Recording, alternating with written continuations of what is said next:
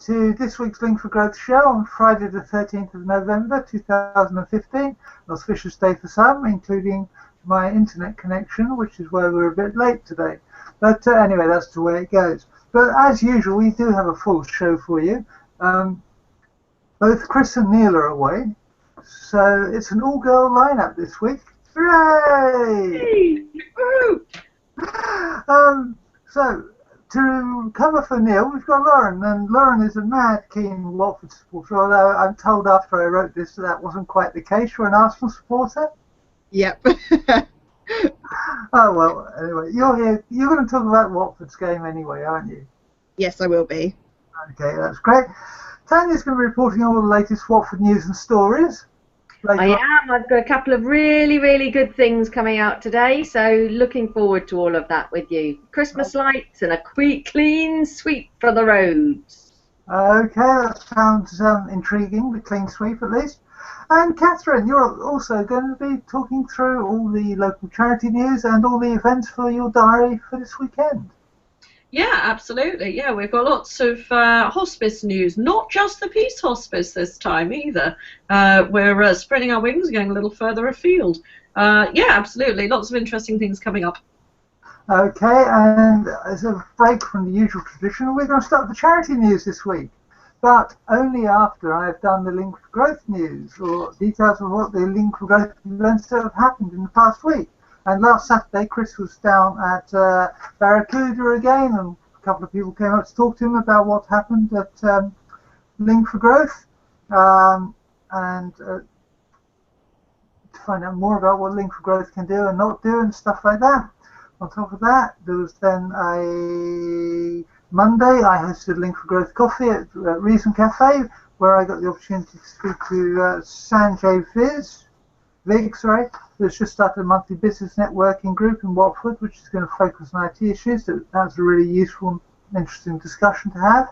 And on Wednesday evening, it was Link for Drinks in Rickmansworth, and we were about 8 of us down there, including Debbie King, who was talking about honey as usual, and plans for next year, and Patrick Ensor, who will be on next week's show, talking about some of the exciting things and plans that are happening in Rickmansworth run up to Christmas and into the new year. And yesterday, Catherine, you hosted a Link for Coffee at the Mercure Hotel. Indeed, yes, Chris was there too, and we had Jean and Jack and Priscilla, who I haven't seen for a while. But yeah, lots of lively conversation happened there. It was a good meeting. Look forward to the next one.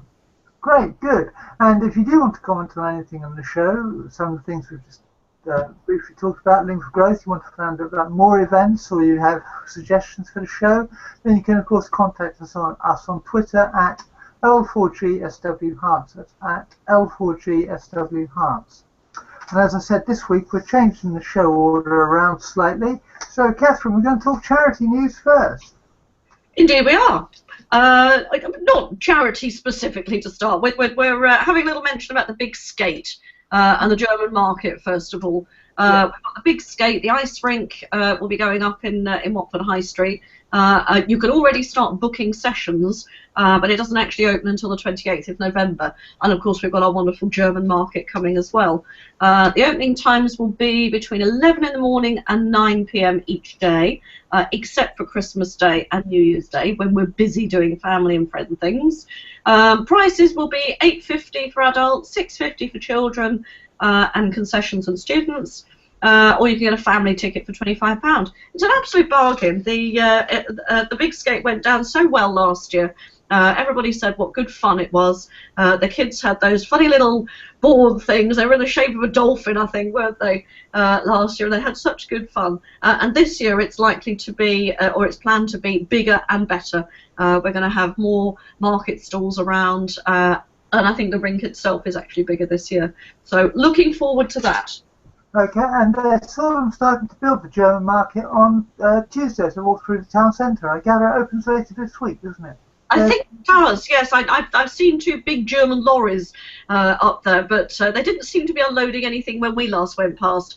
But yes, I've got a feeling it's either this weekend or next weekend that it's open. So yeah, keep your eyes peeled. Okay, that sounds great. And yeah, we talk about Strictly, and it's coming to Watford. I mean, it's on TV, it's all the rage at the moment. You can do the Strictly if you like, apparently, whatever that is. Well, actually, I do know because I've seen it. But, yes, absolutely. Well, having done the time warp last week, you can now do the Strictly. So you've got to register online or download a form and hand it in. But yes, if you ever fancied learning to dance, and obviously this is ballroom dancing, just like they do on the telly, and a bit of a performance at the end of it, then they're looking for couples and singles to join them for a Strictly Come Hospice 25th anniversary special. So it'll be starting in January. They're going to provide 7 weeks of ballroom dancing lessons led by dance professionals, and we do have a number of dance studios around Watford and Bushey and surrounding areas, so there's a wealth of talent out there to learn from. And the grand finale will take place in front of a live audience with judges, with one couple set to be crowned Strictly Come Hospice champions. Places are restricted to 20 couples. If you'd like more information, register your interest online. I'll post all the details up afterwards. The first lesson takes place on the 24th of January, and there will be Sunday morning sessions for the following 7 weeks, with the final performance being on Sunday the 13th of March at Watersmeet. Sounds like a fantastic way to get out there, meet some new friends, get fit, and have an absolute whirl of a time. yeah, it's the Peace Hospice, isn't it? This is for the Peace Hospice, yeah. Peace Hospice 25th anniversary celebrations. Yeah, and it's not far. I mean, Peace have also got, you know, their fundraising machine into some sort of overdrive at the moment, because it's not often we talk about events that are going to be happening, you know, next year and indeed the year after. But the Peace are already asking for people to sign up and register for events happening in the Yes. later part of next year. Yes, absolutely. Well, they've got they're having a launch event of their 25th anniversary celebrations. Obviously, their 25th anniversary is next year, 2016. They're having a launch event which will be on Thursday, the 18th of February, and it's going to take place in the brand new auditorium of Clarendon Mews. This will be at 7 o'clock. Tickets include a drink, reception, and canapes. Tickets are £25 for adults, £15 for concessions. And this, as I say, launches their 25th anniversary year. So there will be lots and lots and lots of things going on throughout the year as part of their 25th anniversary celebrations. But this particular event, the launch event, is a musical celebration. There's food and drink. This is at Clarendon Mews, 70 Rickmansworth Road, £25 a ticket. Sounds like an absolute bargain for a worthy cause. It does. And last week we talked about lighting a life at the Peace Hospice, which is going to take place on the 2nd of December. And this week it's Light Up a Life 2015 at a different hospice, isn't it? Yes, absolutely. Yes, the Lights of Love is something the Peace Hospice do in Watford every year. Just as a quick reminder, you did say it's Wednesday the 2nd of December at 7:30, and I think that's outside the library. They're having their event there. But yeah, the Light Up a Life is for Michael Sobel Hospice. Each year they have a Light Up a Life remembrance celebration or ceremony, which is a time when people can come together to celebrate, reflect, and remember the lives of loved ones who are no longer with us. It's a non-religious service. It's, as I say, it's a remembrance service, but with a collection of readings and festive songs as well for the time of year. There's a 4 p.m. Light Up a Life ceremony. That one is now full. There's another one at 6 p.m. So I'd advise, if you want to be involved, get in there quick, because it's obviously a very popular event. And you can dedicate a star to a loved one. There's a registration form online that you'd have to fill in. Again, I'll post the details up. And this is on the 29th of November at 6 o'clock. And this is for the Michael Sobel Peace Hospice. Okay, and Michael Sobel Peace Hospice are also, Michael Sobel Hospice rather, are also doing a hospice to hospice walk, which you can sponsor or take part in. Yes, they're being busy bunnies as well at the moment. All the hospices seem to be out in force with their fundraising efforts at the moment. Yeah, absolutely. If you're feeling fit, or if you want to get fit, Michael Sobel Hospice is partnering with St Luke's Hospice, who I know a little bit of because as a charity, the Michael Green Foundation had an event that jointly raised money for them with a yoga event that we did earlier in the year. Again, another brilliant organisation. They're joining together to bring together people who have a connection, special memory, or an association with either of the two hospices. The walk will be taking part from St Luke's Hospice in Kenton to the Michael Sobel Hospice in Northwood. Now, Harrow councillor James Bond, there's a joke in there somewhere, I'm sure, I'm not going to go for it, but he is walking to mark the 30th anniversary of the passing of Margaret Bond, his mother, who passed away at Michael Sobel Hospice on the 28th of November 1985. So this event is on the 28th of November this year to mark that occasion. The walk is covering 8 miles, starts at 10:30 in the morning from St Luke's. Refreshments will be available at the start and the end. All proceeds and sponsorships split between both hospices. So set up a fundraising page, register online, and have a good day. Okay, and some of the churches in North Watford are getting together to organise a weekend of activities for families. Yeah, this sounds like a group. I've looked into this a little bit. This sounds like a group that arranges things on a semi-regular basis. But this certainly seems to be something that's captured the imagination of the community. Yeah, a group of churches are arranging various things like messy breakfast and a garden. For children to learn about growing their own fruit and veg, and obviously perhaps cooking and eating it as well. It's promoted by the church, but it's about bringing communities together, promoting caring for each other. Special events will be available to help families celebrate key events during the Christian calendar, but it's predominantly a community group that's come together. It's funded by a big lottery funding organisation, and it's open to people regardless of faith at all. So it's for families, anybody in the community. They're also looking for volunteers to help. I've tried to find out the date of this weekend of activities that they're talking about, but I can't actually find a date at the moment. As soon as I do, I've emailed the lady in charge, which is Claire Locke. But as soon as I do, I'll post those details up. But it's a fantastic way of getting people together and having some fun family time. Yeah, exactly. Sounds good. And I know something else that is kind of dear to your heart is diabetes, because we all work through the Michael Green Foundation. But there's news from a man from Radlett who's basically doing what he can to support the cause. Absolutely, yeah. Phil Bigwood from Radlett. He's 49, but he was diagnosed with type 1 diabetes when he was just 10. Obviously, he's had to cope with this over the years. He's now the father of 2, and he was totally reliant on hospital for making all his decisions. He's partnered up with Diabetes UK, who are running a course at the moment which is all about taking control of your diabetes, whether it's 1 or 2. And they're highlighting the huge difference that diabetes educational courses can make. Yes, he's raising money, raising awareness of this particular course. He said he travels the world in his job and he needs to be able to understand his condition in order to manage it. And we've certainly found in the Eat Fit course that we've been running with the Michael Green Foundation that there are people with diabetes that have no idea of the resources that there are out there. For instance, at our own Watford General Hospital, we've got the diabetes unit run by some fantastic nurses and specialists that actually some people have no idea exists. Or even if they do know it exists, they don't know how to get to speak to people there. We spoke to somebody this week who was desperate for more information, more support in managing his condition, and he was advised to get his GP to refer him to this place. He said, "My GP's never even mentioned it," So courses like these educational courses run by Diabetes UK are absolutely essential. People need that information.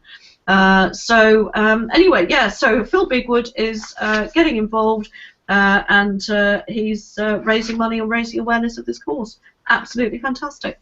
Okay, and very quickly, if you want to get out and about for a walk, you can this weekend down at Prestwick Road. I'd take some wellies if you're going out this weekend. Just saying. We've had a lot of rain.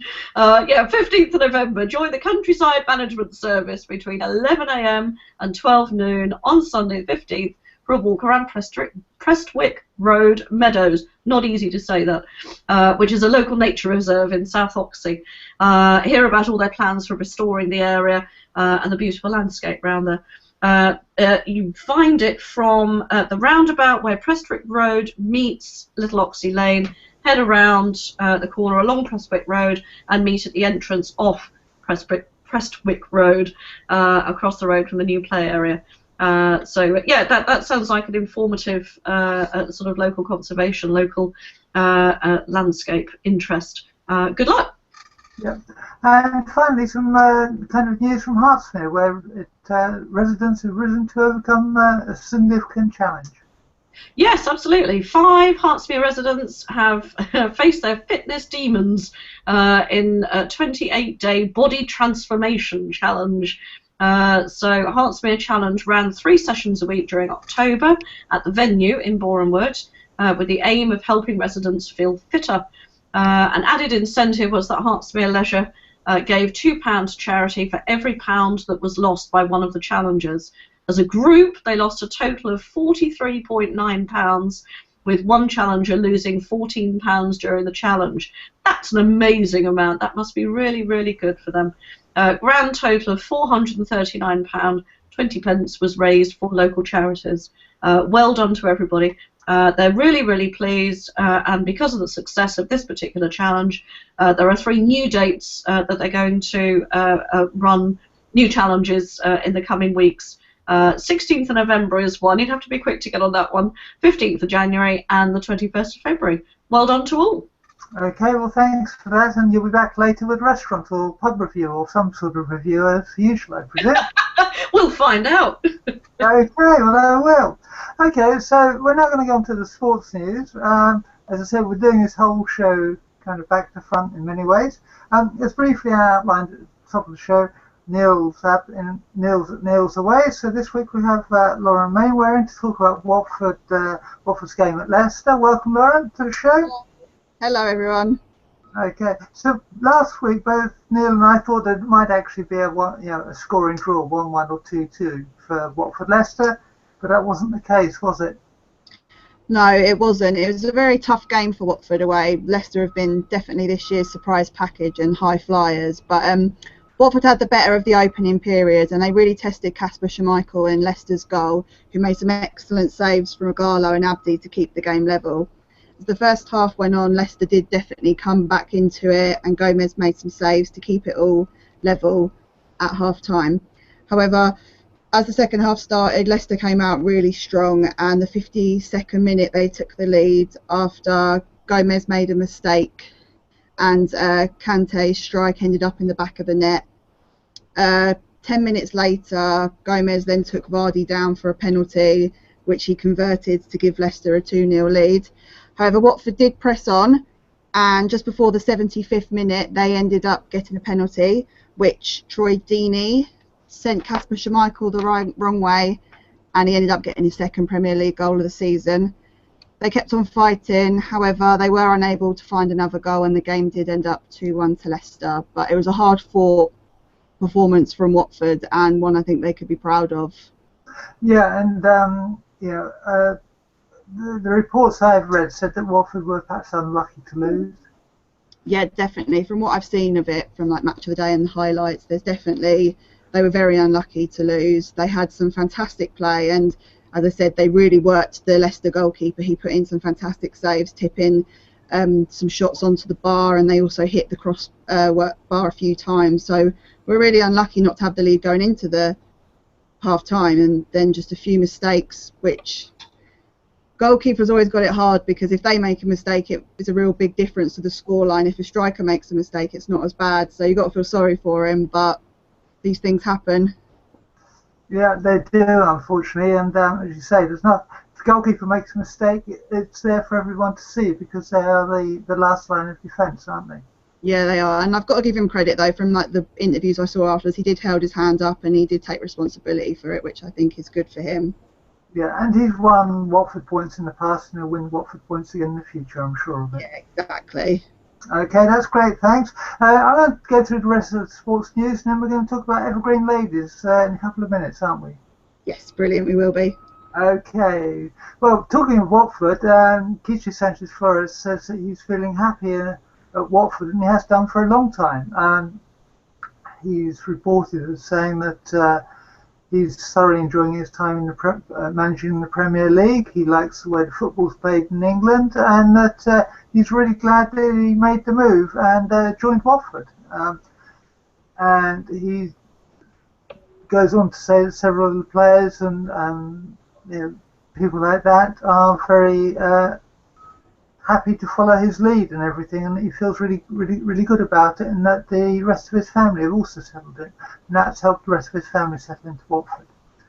Watford skipper Troy Deeney has said that the Watford need to be a bit more wise when they're playing some Premier League games. He was talking after the Leicester game, and he said that he's been quite pleased with how far Watford have gone. But he does recognise that in some of these closely fought games, like the one we've just been talking about with Watford and Leicester, and also about the Crystal Palace game, that he's disappointed that they've nicked the win, and he puts that down to the fact that they've played in the Premier League for at least a season more than Watford, and are therefore a little bit more wise to the way that the matches are played in the Premier League. So obviously there is room for improvement at Watford, but at the same time I think everyone recognises, including Deeney, how well they've done to be 11th in the table at this stage of the season. The other Watford news is that one of the Watford players who was signed during the summer, Alessio Diamanti, scored in a 1-0 win at Fulham in a training ground friendly yesterday. The reason why this is important is that he's not been seen in a Watford shirt until he came on as a substitute this week, when he was clearly off the pace, and it's kind of a case of some of the players who aren't getting regular games for Watford need to maintain their fitness and their sharpness by playing all these reserve games. So that's quite good news that many of the reserves managed to get a full 90 minutes at a full-blown practice game. The other thing is Watford and Sunderland have agreed to reduce ticket prices, and this is part of Watford's attempts to lower the costs for games. The prices for the Watford game at the Stadium of Light in Sunderland on Saturday the 12th are £20 for adults, over 65s and under 16s are both £10 each, and Watford will also be running coaches for £1 to Sunderland. So as it's the last away game before the Christmas holiday, Watford are trying to make it the cheapest away game of the season if possible. So anyway, you can get your tickets if you have the right kind of vouchers and coupons and that sort of thing via watfordfc.com. The other thing is that Watford's game against Swansea has been rearranged to the Monday night because of the demands of Sky Television. So instead of now kicking off on Saturday afternoon at 3 o'clock on the 16th of January, they're going to kick off at 8 o'clock on January the 18th, which is the Monday. But if Watford are involved in the FA Cup third round replay, the fixture will still be shown live on Sky Sports, but it will instead played on Sunday the 17th of January with a 12 noon kickoff. So yes, the game's being moved. It's going to be shown on Sky, but no one can actually say what day it's going to be yet because of the possibility of an FA Cup replay for either Watford or Swansea, who are of course both involved in the third round. And the other thing is there is Kings Langley are going to be playing this week, having not played last week. They're at home this week to Petersfield Town. Kick-offs at 3 o'clock. So that should be hopefully a good game for Kings Langley. They are doing very well in the league, much better than people thought. And hopefully they will get 3 more points on Saturday. Lauren, I'm told that you play for Evergreen Ladies, and that this season, I understand, is a complete contrast to last. Yes,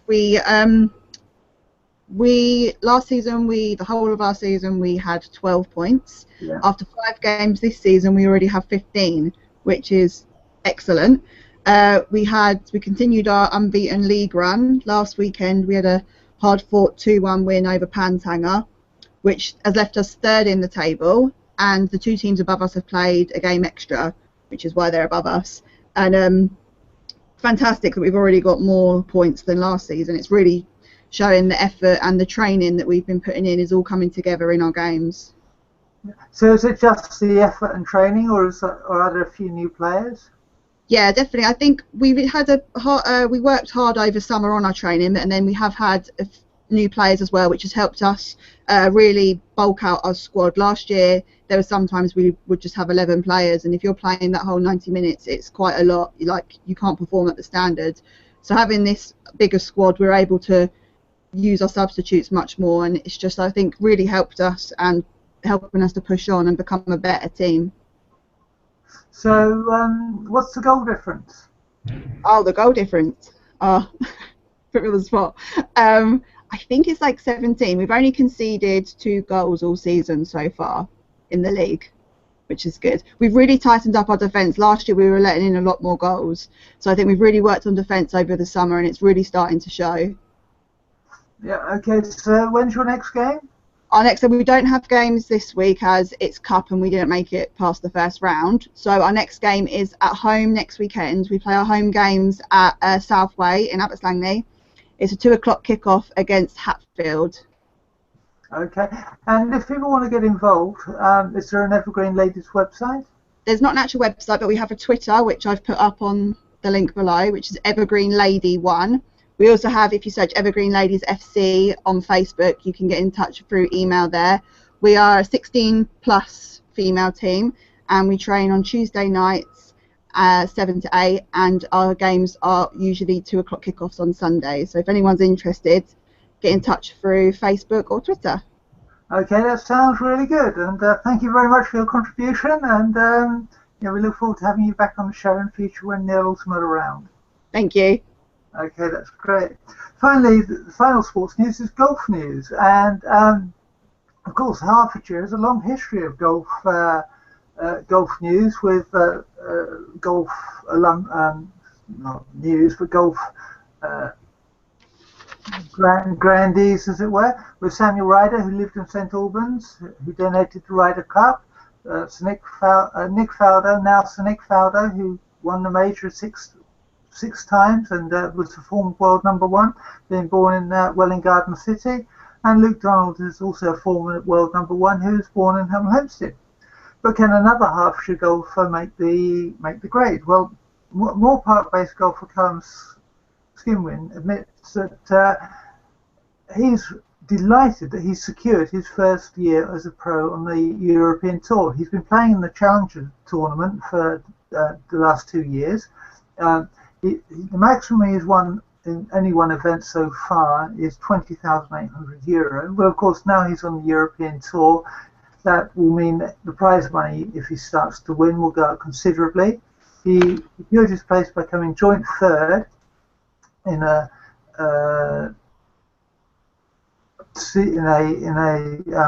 Challenger event last week, and the thing is that once you start getting to European Tour events, that then means that you can start to play in much bigger tournaments, and eventually we start playing in some of the really big tournaments like the Open, the USPGA, the Masters, etc., etc., etc. So good luck to him, and hopefully he continues the long tradition of Hertfordshire-based golfers becoming world #1. Wouldn't that be great, Tanya? It would absolutely, Diane. It would be absolutely fabulous. Let's keep going. Watford's #1. Great, good. I'm glad you liked it. Now, we talked about earlier on we talked about well, yeah, Bonfire Night and stuff like that, and I know that Chris has put a big report up, filmed the whole event in Canterbury Park, and so you need as well as to go there then, so you can catch that then. But no, as soon as Bonfire Night's over, it's Christmas! And the lights are all being switched on all over the place. So the countdown to Christmas is begun. Watford's lights were switched on this week, earlier this week. I think last night it was maybe. And that gorgeous little hero, Brooke Cornwell, flicked the switch with spectacular firework finale adding to the sparkle. Now she's a little girl who has got she's a local hero, nominated by a family friend. She's among only one of 125 people across the UK born with diamond anemia, a disorder which means that her bone marrow can't produce enough red blood cells to carry oxygen around her body. So I love her. She's there with her oxygen masks, and she says, "I'm so excited to be here. Christmas is my favourite time of year. It's been so fun getting into the Christmas spirit." So absolutely fabulous. And of course she's flanked by some very famous Watford footballers, some of whom you've just been speaking about, including Troy Deeney, and the rock choir. Santa, of course, was there, and the Pump House Theatre and Pauline Quirk Academy. So it sounds like they had a fantastic time over in Watford. Yes, I did see a couple of fireworks going off here last night, and I guessed it was that, but I wasn't quite sure. So it's good to hear that it actually did happen, and that was the reason why. But it's not only INTU who are setting up professional lights, is it? No, it looks like Croxley's been doing the same sort of thing. Hugely popular Christmas lights extravaganza over in Croxley Green, and it's not a shopping centre. It's not a council that's putting up these lights. It's a man called Dave Edwards, an 81-year-old who lives in Lancing Way over at Croxley, puts up thousands of Christmas lights every year and donates all of the cash that he gets from donations for this to various charities. Sounds a bit like my mum, actually. She's got heaps of stuff all over her house, although she doesn't do it for charity. She just does it for the benefit of the blooming electricity companies who get all the extra electricity. But yeah, he gives all of his profit, all of his donations given to him.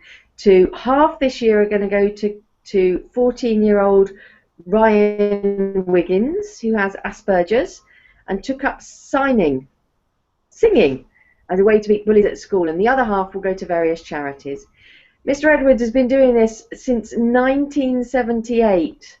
Last year they had 12 girls come over from America who said they saw the house while they were flying over. Father and son said they saw the house on TV and stopped off while they'd got off the plane before heading somewhere else. He's hoping to raise £5,000, and there will be 8 volunteers helping Mr. Edwards and his wife put up the lights before the big switch on at 6 p.m. next Saturday. So Lancing Way will be closed for the switch on. Get down there. I've noticed in the past, I remember it being featured and them closing the road for it. So obviously it's a big event.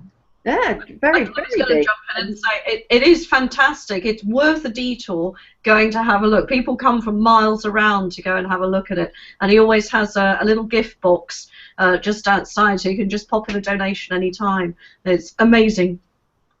Isn't that just a lovely thing for him to do? Good on him. Exactly, it's fabulous. And we mentioned a couple of weeks ago that Watford Borough Council are going to start to clean the streets with a new initiative this week. And they've already started, and they've announced where they're going to be doing it. Yes. So yeah, this is a real deep clean. This is a real proper clean of the streets in partnership with Belaya, Ringwell and Murrow Construction, and support of the council. Now the thing about this is, if they're in your area, move your car. Make sure that your car's not there the day that they're going to be cleaning and deep cleaning your street, because otherwise you'll have a fine to pay. they will remove your car from the street. They will fine you for removing your car, and of course then you've got no car when you go to get in your car. So please can you ensure no cars are parked on your road on the day of the deep clean between 8 AM and 3 PM. So if you go to the council website, I'm sure actually people have had their notes through their doors, but if you go to the council website and look up the press releases, all of the days that areas are being cleaned are on there. So in Callaland and Leggett's, there's the 10th of November, the 11th of November, the 13th of November, so that's today. I hope those people in Jubilee Road and Brighton Road have moved their cars. In Holywell and Vicarage, it's Tuesday the 17th, Wednesday the 18th, and Friday the 20th of November. In Central, it'll be 24th, 25th, and 27th. So if you've got a car in any of those areas, please move them, because otherwise you're going to get fined and you'll have a difficulty finding your car. Yeah, because they've listed all the streets. They're doing about 21 streets or something, aren't they? Yeah, something like that, Diane. But yeah, they've listed all the streets on that website, on the council website there, watford.gov.uk. And we'll put the link up at the end of the show with exact dates and times and stuff like that. And Watford Borough Council have been busy, or their traffic wardens have, because they're clamping down on blue badge misuse. They are, absolutely, Diane. So blue badges, as we know, are for disabled people. And people who aren't disabled that are using blue badges really did not to be. And Watford's traffic wardens are absolutely clamping down on this. So they're taking people to court for using their badge. Now, one chap, aged 32, was one of two men stopped in the High Street who appeared before Watford magistrates on Monday last week. He'd been using his grandmother's disabled blue badge to park illegally in Wellstones, Watford. He was cautioned and the badge was taken away from him. But he'd been using it for 4 months after his grandmother had died, lover. Not a good thing, not a nice way to remember your grandmother, to take advantage of a scheme that did her a lot of good.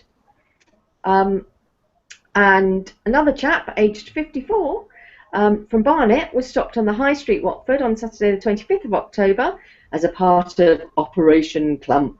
He'd been using his mother's disabled badge for the purpose of shopping without his mother being with him. He was also cautioned and the blue badge was seized from him. Now, what's his mum going to do now when she needs to go shopping and she needs that blue badge? Really not very helpful for his poor mum. So, if you're abusing the blue badge scheme, please stop. Yeah, exactly. And I know that Chris has commented on this next item on the Link for Growth Watford community page, as he has on the fireworks. But last Sunday, and we did briefly talk about this then, was the Remembrance Sunday, and of course there was a big event in Watford to mark the occasion. Yeah, absolutely. It's a very sad day, isn't it? All of these people that are no longer with us as a result of wars and disputes and things like that across the world. So there's a big crowd gathered last Sunday outside Watford Town Hall for a wreath-laying ceremony to remember all of those who died in war. Of course, it was led by the mayor, and according to the picture here, Richard Harrington was there too. Councillor Karine Hastrick and Vice Chairman Councillor Darren Walford. So the Royal British Legion were there. Families of Watford's Corporal Chris Harrison and Captain Tom Sawyer, who died in the Afghan War, also came to pay their respects. It's not just the people that we lose, it's those that still want to remember those that were lost.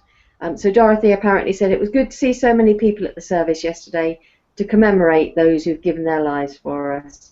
Watford people from all backgrounds came together as a community to pay their respects to those who faced sacrifice or lost loved ones because of war. It's our way of thanking all those who'd served our country. Yes, yeah. We talked about the skyline of Watford a couple of months ago and possible planning developments at the top of Clarendon Road. We, we might have done, Diane, but can I just mention another Armistice Day event, because I think the quote from this one is absolutely beautiful. So this is the event in Hertsmere, where the Hertsmere Borough Council joined local dignitaries and the British Legion, of course, in Ellesmere and Elstree and Boreham Wood. And the Mayor of Hertsmere, in dedicating this service, said the first minute was to remember those who gave their lives in 2 world wars and more than 70 other conflicts, so that today we're able to enjoy the peace and freedom obtained at such a high price. The second minute was dedicated to their families, living on without them, those who are living today with injuries suffered during those conflicts, and to their families too. The immense privilege and very humbling to lead today's poignant ceremony. I thought that was lovely, Diane. Sorry, I wanted to get that in before we moved on. No, that's okay. I'm just a little bit aware of the time. But we talked a couple of months ago, and we sent Chris down there, I remember, to the top of Clarendon Road because of all the redevelopment that's going on there, or proposed redevelopment, I should say. And now Watford Borough Council is saying the people of Watford have a chance to comment on any proposals that are being made. That's right. Get to the council's website. If you want to have a say about Watford's skyline and how tall the buildings should be, then there's a consultation out and about at the moment after Christmas. We'll go out to public consultation after Christmas. The current planning rule is tall buildings, usually between 7 and 10 stories high, are mentioned in the planning rules. So if that's going to be modified, then now's your time to have your say. Okay, so do you think Watford will get its own shard? Oh, well, goodness sakes, why would we want one? I was going to say, we have our own mini Millennium Dome, otherwise known as Topgolf. Very good. Okay. Right then, well, Watford's looking for architectural masterpieces in Watford. That's giving me an idea for a summer project, by the way. The correction in Three Rivers, we keep talking about green waste collection, and it seems to be causing quite a debate down that neck of the woods. That's right, and it looks as if the green waste collection is set to continue, but there's potential for services to be charged for £35. Sounds like changes. Yeah, it does. Yeah, this has been going on for quite a while, hasn't it? Yeah, that's right. Points. Sorry?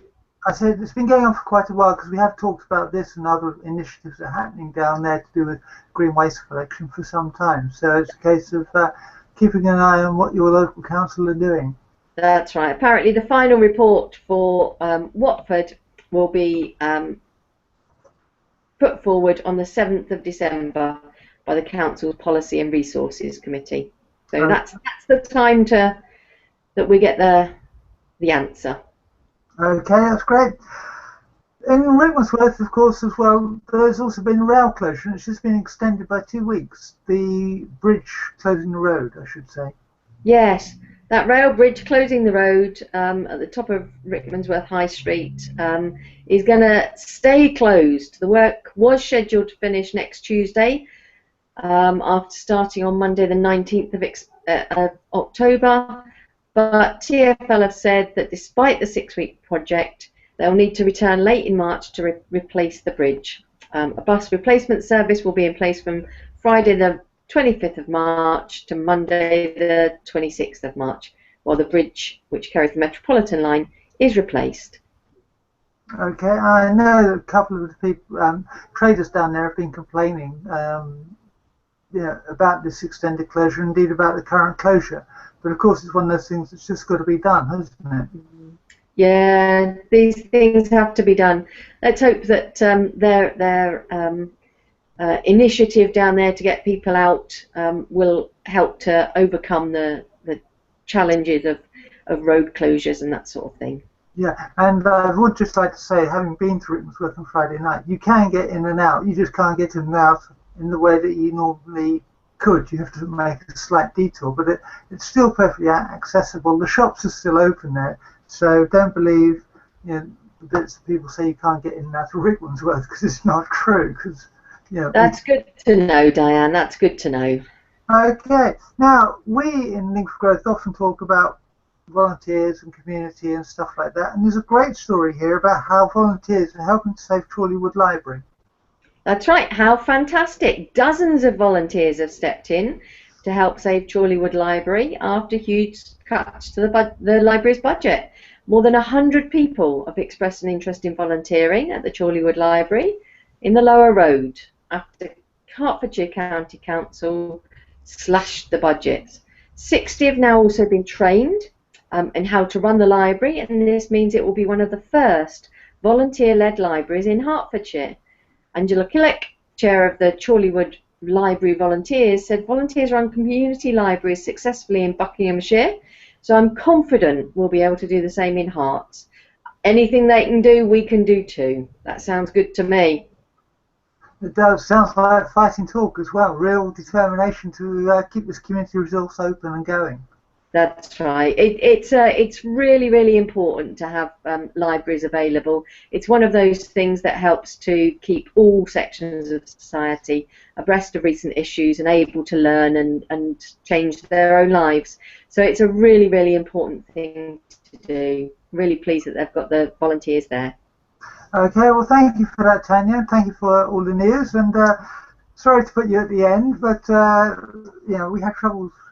My end getting. I'm very, very pleased that you put me at the end there, Diane. Thank you. That's okay. That's good. Right, well, I'm going to talk about some Link for Growth events that are coming up, and I'm going to start with the Yellow Comedy event tonight at Reason Cafe, which is where Lauren is. Sorry, and it starts at 7:30 for 8. Entry is free, but you have to pay to get out, is the standard joke, because they ask for the a donation to help with costs and everything. They've got 8 comics on the lineup tonight, including MC Andy Carberry, who runs the Yellow Comedy. The headliner this week is Michael Hill. If you haven't seen Michael before, he is very funny. He's lived in Japan, and he talks about the cultural differences between what happens there and what happens here. And he's usually a very, very funny man. And then there are a couple of other excellent comedians on there who have appeared at one or two other Yellow Comedy shows, but there's also some new guys coming along. So, as I said, 7:30 at Reason Cafe this evening. Yellow Comedy should be a good night. It's usually advisable to get there in good time, because often these events are full. So we look forward to seeing you then. And tomorrow Chris is going to be at Barracuda Coffee between 10 and 11:30 to chat to anyone who wants to discover more about Link for Growth. And on Sunday we've got Link for Growth breakfast at between 10 and 12 at the Junction Cafe in St Albans Road. I'm told there that I've never been to this particular event because it clashes with something I have to do. The breakfasts are fabulously high quality and definitely worth going along. I know that Chris is raves about the breakfasts there. He says that they're some of the best breakfasts he has each month. So get along and see Chris and find out more about Link for Growth there if you can't make the Saturday one, and at the same time enjoy a really good English breakfast, which I think we all do. The Monday there's a Link for Coffee at Reason Coffee Shop in the High Street, which is near the Pizza Express restaurant, between 10 and 11:30. Again, this is one of our long-standing events, and I'm told that the lemon drizzle cake there is quite good. I've sometimes hosted this event, but I don't eat lemon drizzle cake, so I always wait on Chris to tell me how good or how bad it is. I think that one's at Ocean Bell. It's not at Reason. Is that right? You said Reason. Sorry, that one's at Ocean Bell. Yes. Or at least Pizza Hut. Ocean Bell is near Pizza Hut, and Reason isn't. Yeah, so my fault. Thank you. Checking everybody's listening, that's all. There you go, we're listening. Oh, good. I just thought it was me talking to myself. Okay, that's fabulous. Okay, so, yeah, it's his at Ocean Bells. Yes, sorry about that. and it is between 10 and 11:30. I got that right, did I? I think so. That was all right. Yeah, good on you. Good, and Chris can test lemon drizzle cake there. And on Tuesday, he gets the opportunity to make a direct comparison with the lemon drizzle cake at the kitchen, where we hold another link for coffee. Kitchen, for those who don't know, is in Croxley Green. It's on the parade of shops near to Croxley Met Station. The lemon drizzle cake there is also excellent, and we'll have to get Chris to do a blind tasting one week, I think. Yes, I'm sure he'd like that. Yes. We'll arrange it for him. Yes, definitely. And we'll have to film it as well. And finally on Thursday, we have Link for Drinks at the Moon Underwater Pub in Watford High Street. Six. I'm hosting this one. Catherine is usually there. Tanya is... I'll be there propping up the bar somewhere, yeah. Yeah, okay. Tanya is sometimes... It's in my diary this week. You're going this week, are you? It's in my diary. Yeah, Oh, absolutely. Well, if you want to meet the three of us and find out more about Link for Growth, and it is, in all seriousness, it is usually a very well attended event, and lots of new opportunities arise for various people as they as they want to discuss various issues and everything. It is a great way of meeting people who are involved in Link for Growth and networking with them and finding out more about what Link for Growth is and what it does and how it tries to help put charities and businesses together to make winning combinations. That's the last Link for Growth event this week, but it will of course be more next week and the following weeks and everything. But Catherine, hello. Do you have a restaurant with you? Actually, yes, I do. Yes, it's not somewhere that we've been this week, but looking through my list of reviews, I can't believe that I haven't mentioned it before, because we are actually there quite often. This is the Round Bush in Aldenham. So if you know where the Toby Carvery is on the A41, take a left turning there, heading up to Radlett, and all down that long road. Second turning on the right, after Patches Green, you will see a sign for the Round Bush. Go down there about 200 yards, you'll find the pub. It's a beautiful pub. It's a 17th century building, so it's been there a little while. And inside, actually, there's a whole feeling of heritage. It's a beautiful, beautiful place. It's got a lovely garden at the back. It's got a little bit of a garden at the front as well. Dogs are allowed. Kids are allowed too. But it's a lovely pub. They've got a wonderful menu. They try to source all their produce locally. They change their menu usually a couple of times a year to try and keep things seasonal. It's a menu. I could recommend the Japanese prawns as a starter. I can recommend their chili beef nachos. I can recommend their omelette, and I can absolutely recommend their fish and chips. If you go on a Friday, Diane, Fish Friday, absolutely perfect for you. But it's a lovely, lovely place. They do a whole range of fine wines. The place is run by Alan Villiers. He's a lovely chap. I've known him for a very long time. He's very accommodating. If you've got a group of you that want to go, have a chat with him about what you need. At Christmas parties, I've been to a Christmas party there recently, a couple of years ago, and it's an absolutely wonderful venue. The staff are tripping over themselves to help you. They're very, very friendly, and everyone's very accommodating. So yeah, brilliant for lunches, brilliant for evenings, or just to go and have a drink. If you go on the last day of term on a Friday, you will find it very busy. There's a lot of private schools in the area. All the teachers head there on the last day of term, so maybe avoid that day. But absolutely wonderful place to go. Go and enjoy. Is that a reflection of teaching full stop? Or do you wish not to comment? This is how stress manifests itself at the end of term. Right, well, on that happy note, I think it's time to say cheerio. Cheerio from me. Cheerio from me. Have fun. Have a great week. Okay, and Lauren, thank you very much for joining us.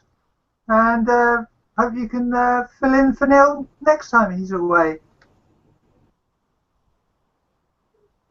Okay, that's great. See you, Lauren. We seem to have lost the sound to Lauren, but anyway, thank you very much for joining us. We'll be back next week with more Link for Growth news and local news, and we look forward to seeing you then. Bye-bye.